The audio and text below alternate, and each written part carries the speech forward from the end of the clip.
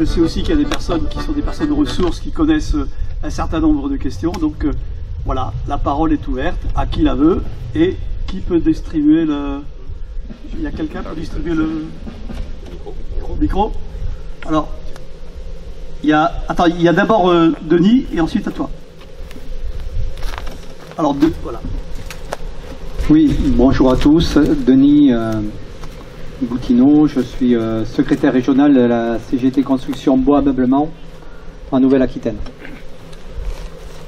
Bon, les intervenants ont dit beaucoup de choses, mais la question qu'on doit se poser, est-il possible d'avoir une utilisation et une exploitation raisonnée de la forêt dans notre économie capitaliste? C'est un peu ça la question de fond. Aujourd'hui, on voit bien que tous les systèmes de gestion, de vérification, de contrôle sont pas efficaces. Il n'y a pas de plan d'aménagement du territoire comme on pourrait l'avoir dans une ville. Il faudrait un plan d'aménagement du territoire forestier avec tous les acteurs participants.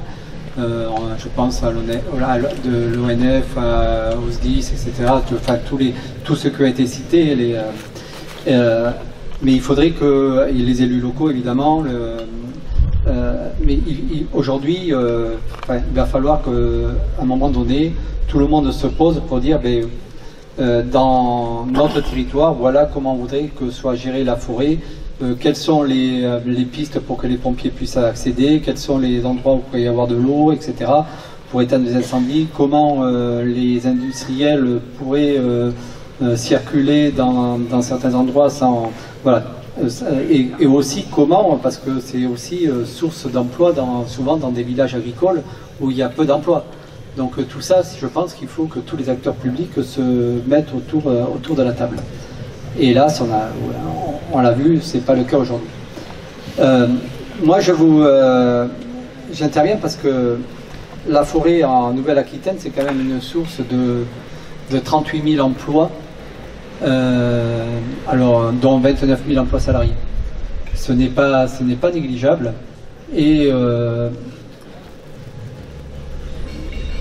dans la perspective de faire un peu des constructions un peu plus entre guillemets vertes, je mets entre guillemets parce que là aussi tout dépend de quelle façon sont exploités le bois et la matière première. Il est important de réfléchir justement à ce qu'on veut faire de la forêt, à ce qu'on veut faire de cette matière première qui n'est pas qu'une matière première, parce que bon, la forêt, il y a la partie économique, mais aussi, il ne faut pas oublier quand même la partie qui nous touche tous, c'est un peu la partie ludique de la forêt quand on va se promener dedans. Voilà, faut pas, ce n'est pas qu'une ressource économique, c'est beaucoup plus que ça pour l'être humain et pour les habitants. Mais c'est aussi la partie économique. Et c'est à ce titre-là que moi, en tant que CGT, je suis amené à regarder un peu cet aspect-là. Aujourd'hui, il n'y a que 6% si on prend en Nouvelle-Aquitaine, de construction de logements. Enfin, le bois ne participe qu'à 6% des constructions de logements en Nouvelle-Aquitaine. Une vingtaine de pourcents sur tous les autres équipements publics, etc. Mais c'est 6% sur le logement. Ce n'est très peu, ça pourrait être une source d'emploi, une source de matières premières beaucoup plus forte si les choses étaient réfléchies différemment et dans le temps, parce que évidemment c'est du temps long, même très long, et on ne peut pas faire n'importe quoi très rapidement. Donc tout ça, je pense qu'il faut que vraiment tout le monde soit impliqué dans ce qu'on veut faire des forêts, dans ce qu'on veut faire de ce patrimoine hyper important, et pas du n'importe quoi. Je pense à ce qu'ils ont voulu faire avec Oriseo à Cestas, où on voulait faire une coupe de 1000 hectares de bois pour mettre des panneaux photovoltaïques pour une énergie qu'on n'a pas forcément besoin parce que en Gironde. Je pense à des coupes rases qui sont faites à certains endroits parce qu'on va faire directement du pelé. C'est quand même, enfin, le bois est quand même une matière qui peut avoir, par rapport à d'autres éléments, qui peut avoir 3 vies au niveau industriel. C'est-à-dire que on peut l'utiliser en menuiserie brute dès qu'on l'exploite. On peut après en faire des plaques et en troisième utilisation. On lui donne une 3e vie où on peut le transformer en énergie. Aujourd'hui, on le transforme directement en énergie. C'est complètement loufoque. C'est une aberration et ça, c'est pour ça, il faut vraiment que on réfléchisse nous en tant que ou salariés ou usagers de nos forêts, mais pour que vraiment les forêts soient complètement soit sous le contrôle de tous les citoyens.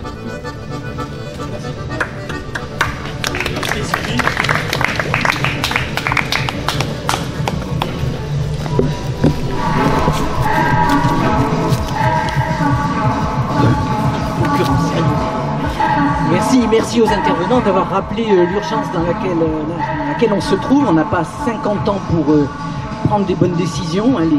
Chaque année compte désormais et il faut vraiment qu'on alerte les citoyens de cette urgence.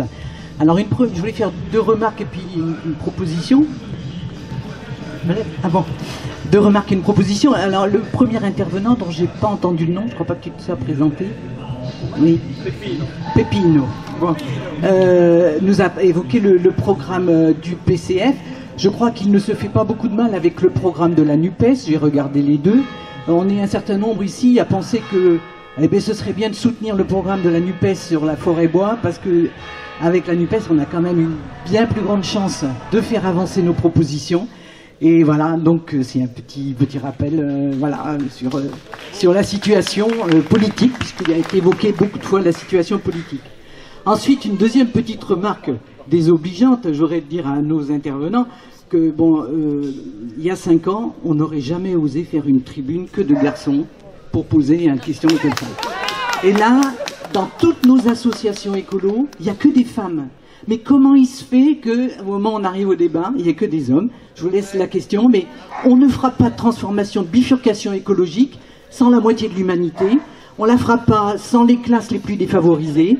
Il faut véritablement réfléchir, prendre à bras le corps ces questions. Ce n'est pas des questions de détail. Pas de transition sans les femmes. Pas de transition sans les plus défavorisés.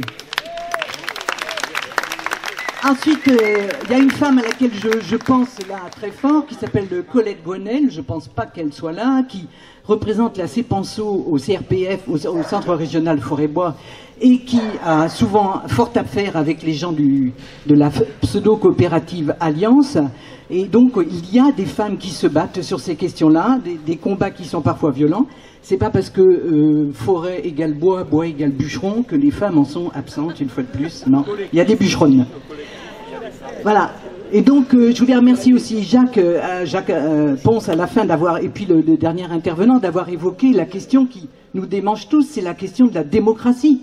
Comment cette forêt qui est un bien commun, on est tous d'accord à gauche pour dire que la forêt doit être défendue comme un bien commun, avec toute sa biodiversité et avec les gens qui y travaillent. On est tous d'accord là-dessus. Alors prenons ne serait-ce que cette base de travail pour défendre cette forêt et dans toutes les instances démocratiques qui existent, où les citoyens pourraient s'engouffrer pour faire valoir ça. Et j'aimerais bien que nos intervenants détaillent quels sont ces lieux d'intervention où les gens qui ne sont ni bûcherons ni propriétaires pourraient mettre leur grain de sel dans la façon dont sont gérées les forêts dans notre pays et dans notre région particulière. Merci. Alors, quand même...